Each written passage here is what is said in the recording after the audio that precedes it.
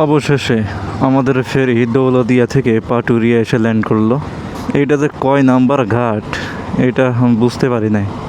তখন দেখি যে ঘাটের যে সিরিয়াল নাম্বার দিয়েছিল ওইটাই ফেরির ধোঁয়ায় একদম কালো হয়ে গেছে। এখন উপরে উঠে যদি কোনো সাইনবোর্ড পাই তাহলে তো বুঝতে পারবো যে কয় নম্বর ঘাট, আর তা না হইলে নাই। আমি একবার এইদিকে যাই একবার ওইদিকে যাই, সবারই আগে যাওয়ার ধান্দা, আমি আর ব্যতিক্রম না। তবে দেখি এক টান দিয়ে বের হয়ে যাইতে পারে কিনা এদিক দিয়া, মনে হয় পারবো। বাস উঠে গেলে আমি টান দিব পিস পিস। তবে এর পিছে গেলে তো প্রচুর ধুলা লাগবে, প্রচুর। দেখেন ইন্না লিল্লাহ, কি অবস্থা কি অবস্থা কি অবস্থা কি অবস্থা,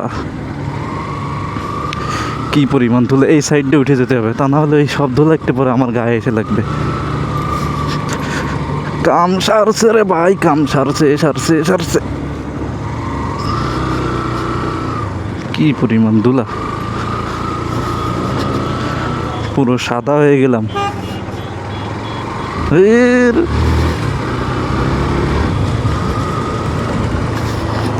এই জন্য এই পরিবহনের পিছে আমি কখনো উঠি না, ঠিক আছে। তবে আজকে লেট করলে সমস্যা হতো, কারণ প্রচুর গাড়ি।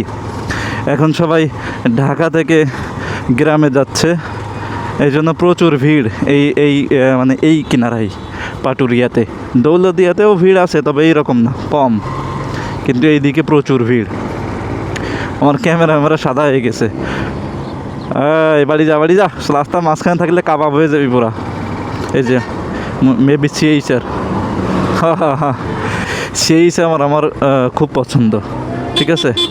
আর এটা পরে যান কাকু পছন্দ হয়ে কী করবো, টাকাও নাই, ইনকামও নাই, কিনবো কেমনে। দেখি জীবনে যদি কখনো টাকা হয় তাহলে একদিন কিনবো ইনশাল্লাহ।